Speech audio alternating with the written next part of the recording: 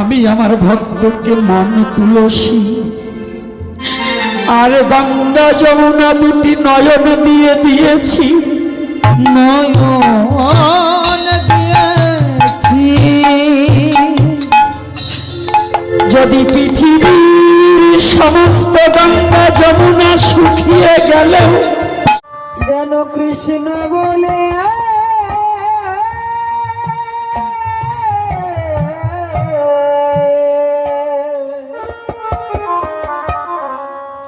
কাঁদিতে। দান করা গোমাতা 10 কিলো দুধ হলেও কি কেউ বলতে পারবেন ওই গাভীটা আমার? কি বলা যাবে? কথা বলছেন না কেন? না আপনারা কোনোদিন কিছু দান করেন না? আচ্ছা, গোমাতাটা দান করলে 10 কিলো দুধ হলেও আপনি বলতে পারবেন ওটা আমার, ওটা কার? যাকে দান করেছি তার। তো ভক্ত যখন এই দেহ জীবন জৈবন সমস্ত কিছু ভগবানকে দিয়ে যায়, ওই ভক্ত তো ভগবানের হয়ে যায়, ওই ভক্ত তো তার আর থাকে না। এই জন্য মহামুনি নারদ একদা ভগবান পরম পুরুষ পরমেশ্বর ভগবান শ্রীকৃষ্ণের কাছে জিজ্ঞাসা করেছে। ভগবান বসে আছে,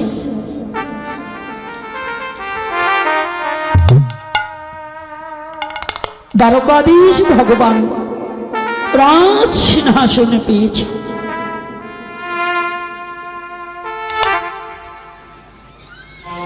রাজ অট্টালিকার বসে নিরজনে একাকী বসে বসে হস্তে দুটি পুষ্প নিয়ে দ্বারকায় বসে ব্রজ অভিমুখী হয়ে দুটি নয়নের জলে ভেসে যাচ্ছে।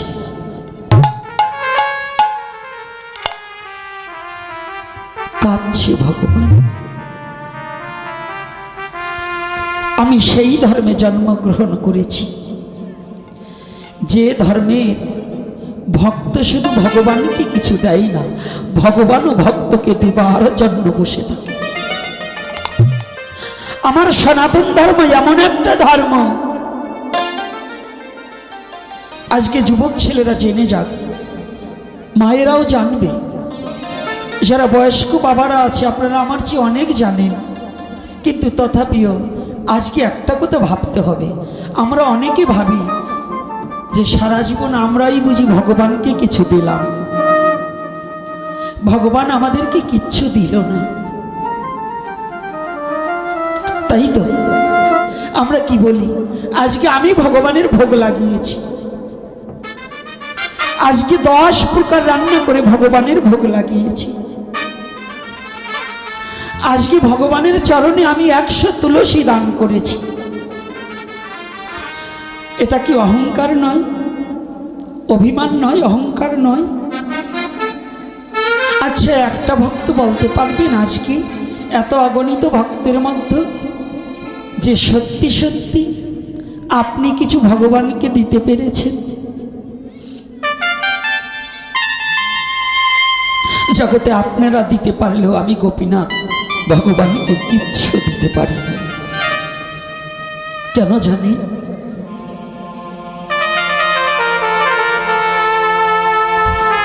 যে অনন্ত কোটি ব্রহ্মাণ্ডের মহাপরিচালক মহানায়ক, অনন্ত কোটি ব্রহ্মাণ্ডের মহা অধীশ্বর, সেই ভগবানকে দেওয়ার মতো এই বিশ্ব জগতে আমার মতো জীবের আর কি আছে?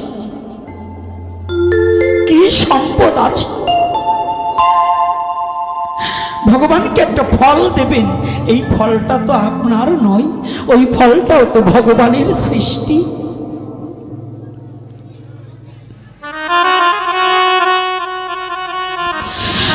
ভগবানের চরণে একটা পুষ্প নিবেদন করবেন, এই পুষ্পটা কি আমি সৃষ্টি করতে পেরেছি? এই পুষ্পটাও তো ভগবান সৃষ্টি করেছে।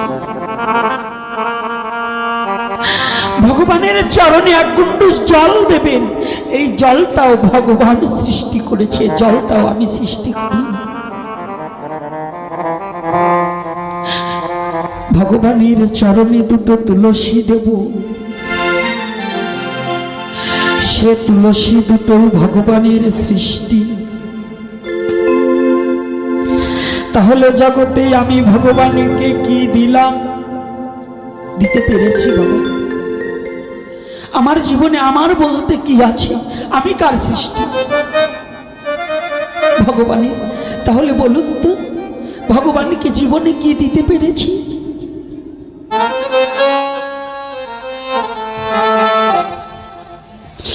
জীবনে কোনোদিন ভগবানকে কিছু দিতে পারিনি। সারা জীবন ভগবানের বস্তু উপভোগ করেছি, মিথ্যা শুধু লোক সমাজে দেখাবার জন্য লোককে বলেছি আমি আজ ভগবানকে এই জিনিস দিয়েছি, কিন্তু জীবনে কোনোদিন ভগবানকে আমি কিছু দিতে পারিনি। শুধু অহংকারের বশীভূত হয়ে মানুষকে শুধু প্রবঞ্চনা করেছি, মানুষের সাথে শুধু অভিনয় করেছি, কিন্তু কোনোদিন ভগবানকে কিছু দিতে পারিনি। এই নারদ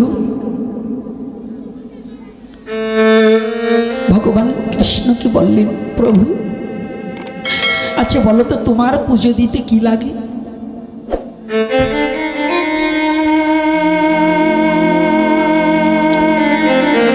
ভগবান কৃষ্ণ বললেন, নারদ যদি কেউ ভক্তি ভরে পুজো দেয় তাহলে ফলমূল নৈবেদ্য ষোড়শে প্রচারের কিছুর প্রয়োজন হয় না। শুধু বৃক্ষ দেখেছো না, তুলসী বৃক্ষ, ওখানে থেকে দুটো পাতা এনে হা কৃষ্ণ গোবিন্দ বলে যদি আমাকে কেউ নিবেদন করে তাহলে আমি চিরতরে তার হয়ে যাই।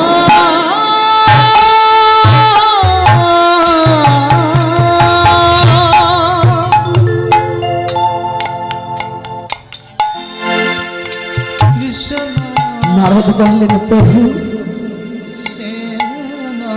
নারদ মনে মনে চিন্তা করলেন, তুমি কত বড় দয়াল, আজ আমি একটু পরীক্ষা করে নেব তুমি ভগবান হয়ে কত বড় জীবের প্রতি দয়াল হয়েছ। নারদ বলছে, গোবিন্দ যদি মনে করো কোনো তুলসী বৃক্ষে পাতা না থাকে, যদি জগতের সমস্ত তুলসী পাতা ঝরে যায় তাহলে কি তোমার ভক্ত তোমাকে পাবে না?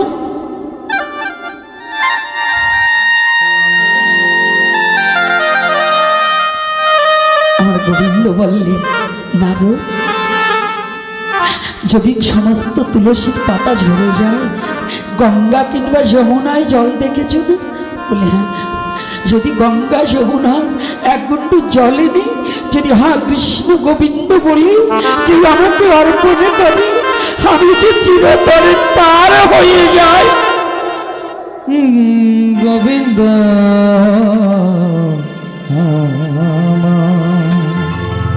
আমি তার হয়ে যাই।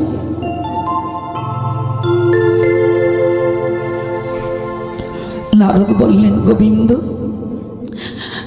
মনে করো যদি কোনো গঙ্গা যমুনায় জল না থাকে, যদি সে জলে শুকিয়ে যায়,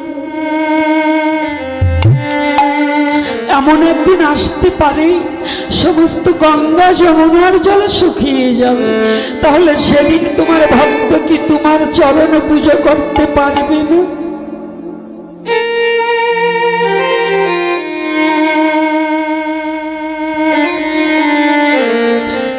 নারদ এ কথা অনেক আগে থেকেই আমি জানি। যদি পৃথিবীর সমস্ত তুলসী বৃক্ষের পাতা ঝরে যায়, যদি সমস্ত পৃথিবীর, যদি সমস্ত গঙ্গা যমুনার জল শুকিয়ে যায়,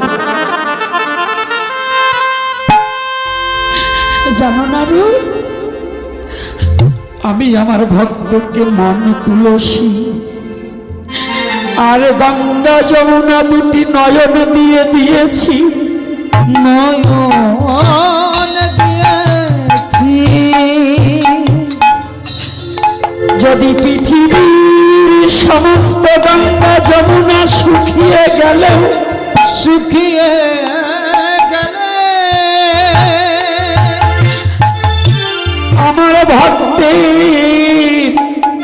এই নয়ন গঙ্গা যমুনা কখনো শুকায় না, সুখনা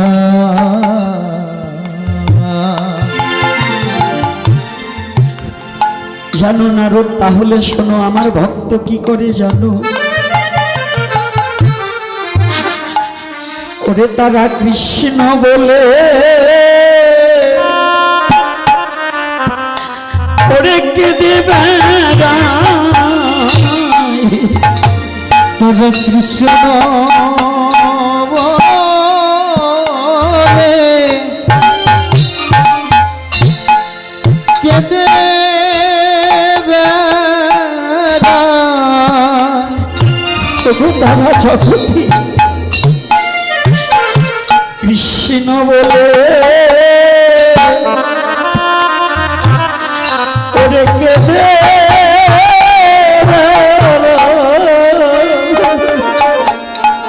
তার জগতে কৃষ্ণ বলে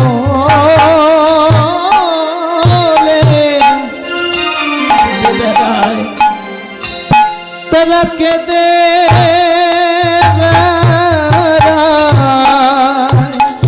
ওরে আমার কি ভয় আছে আর কি বা দিব বলে, তারা কৃষ্ণ বলে, ওরে কেঁদে বেড়ায়। আমার কি ভয় আছে কি দেব কৃষ্ণ বলে, কৃষ্ণ বলে কেঁদে বেড়ায়। গোবিন্দ আমি তোমার,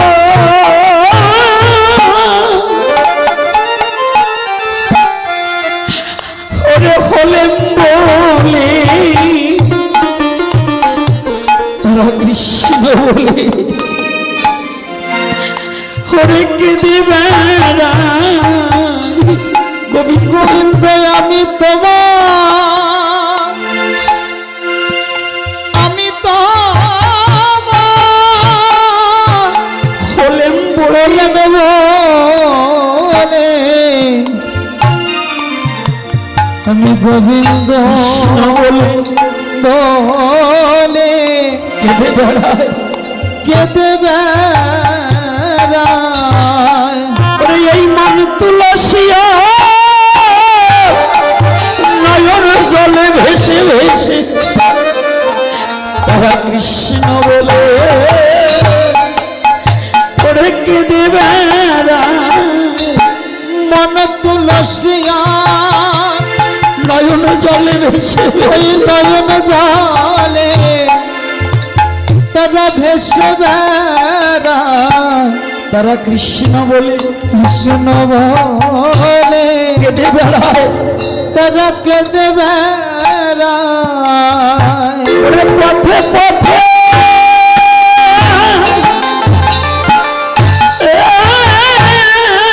হরিবল হরিবল ঘাটে ঘাটে তারা কৃষ্ণ বলে, ওরে কেঁদে বেড়ায়। তারা পথে পথে আরে ঘাটে ঘাটে তারা কৃষ্ণ বলে, বলে তারা কেঁদে বেড়ায়। বিশ্ব জগতে শুদ্ধ ভক্ত না ধনং না জনং না প্রিয়জনং আত্মীয় সুখং চ। ধন জন পরিজন আত্মীয় সুখ না পুত্র, পুত্র পুত্র আদি কন্যা আদি কিছু চাই না। তারা যেন কৃষ্ণ বলিতে বিগলিত ধারায় দুটি নয়নের জলে বিগলিত হয়ে যায়। শাস্ত্রে বলেছেন এই মধুমাখা কৃষ্ণ নামে, আমি বলছি না, চৈতন্য চরিতামৃতকার কৃষ্ণদাস কবিরাজ গোস্বামী বললেন, এমন মধুর কৃষ্ণ নামে না হয় প্রেমের, না বয় নয়নের ধারা, না হয় প্রেমেরই অঙ্কুর, জানিয়ে রাখিবে তব দেহে পাপ আশায় প্রচুর।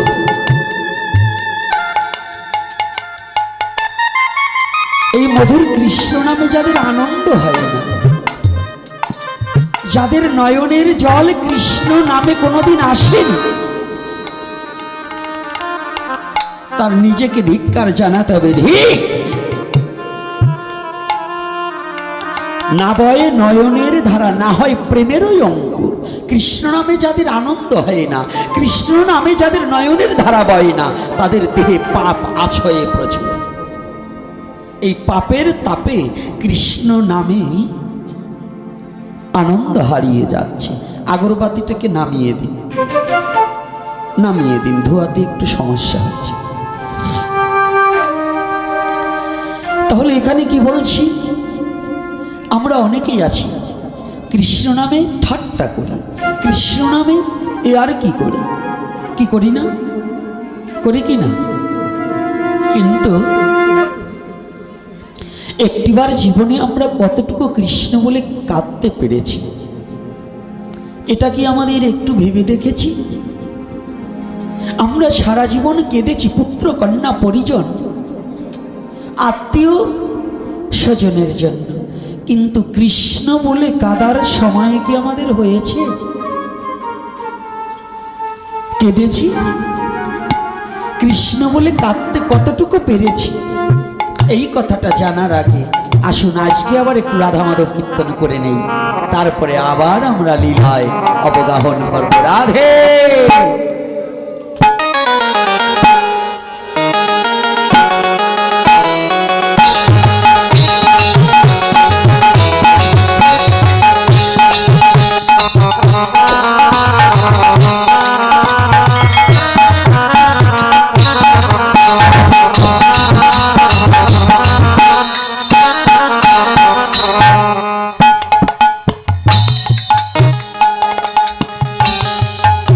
যাদের ভগবান করুণা করিয়া হস্ত দিয়েছে, কাদের দিয়েছে হস্ত? রাধে, হস্ত কাদের আছে?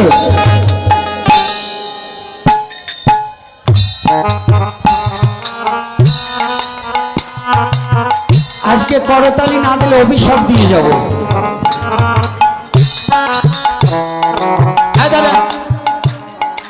অভিশাপ চান না আশীর্বাদ চান?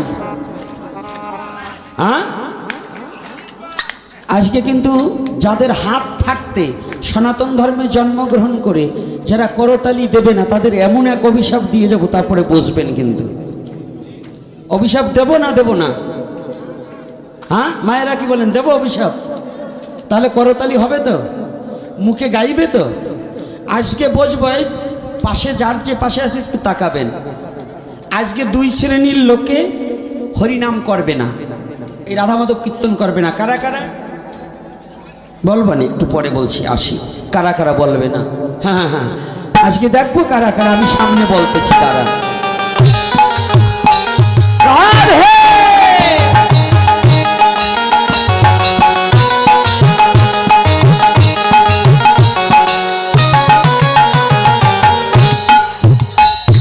আজ মনের দুয়ারে খুলে ভগবানকে ডাকিতে হয়, গোলকের অধিপতি গোলকেশ্বর ভগবান।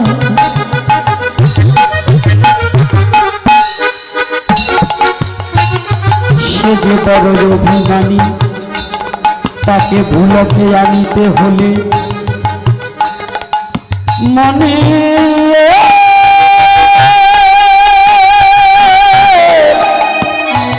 দুয়ারে খুলে ডাকিতে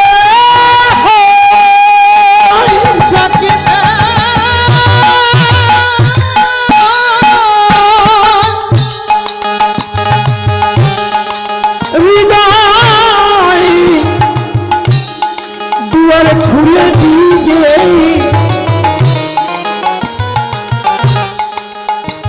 ভগবানকে ডাকিয়ে গোলক থেকে ভুলকে আনিতে হয়। তাই সবাই মিলে ডাকবো, ভগবানকে ভালোবাসবো। আর জীবনে কোনোদিন হয়তো এমন দিন নাও আসিতে পারে, হরিতে পারে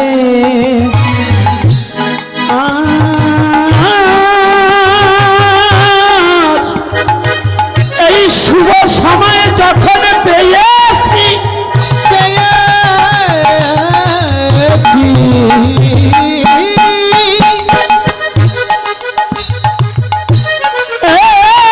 এই শুভ যোগে নিজেকে ভগবানের চরণে একবার বিলিয়ে দেব।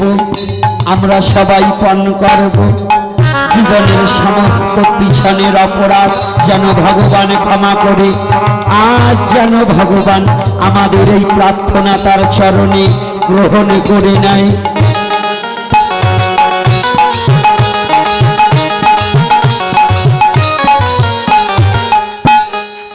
বুঝতে পারছি পিছনে করতালি দেয় না কেন? চেয়ারম্যান আসে নাই, না মেম্বার আসে নাই, না এমপি আসে নাই? এমপি আসলে করতালি দাও, আর ভগবানের নামে করতালি দিতে চাও না? না হ্যাঁ, এমপি তোমাকে সৃষ্টি করেছে না ভগবান? এই কে? তাই ভগবানের নামে হাত উঠছে না কেন? ব্যাপার কি? হ্যাঁ, ভগবানের নামে সকলে দেহমান ইন্দ্রিয় সকল ডুবিয়ে দিয়ে আমরা আজ ভেসে যাব মধুর হরি কথায়। তাই আসুন রাধা মাধব কীর্তন করবো, দেখবো কে করে আর কে করে না। আমি একেবারে পিছন অব্দি এখন দেখি, দিনের বেলায় না দেখলে কি হবে, রাতের বেলায় ভালো দেখি, এই জন্য পিছন অব্দি দেখি। আজকে কিন্তু হরিবোল। হ্যাঁ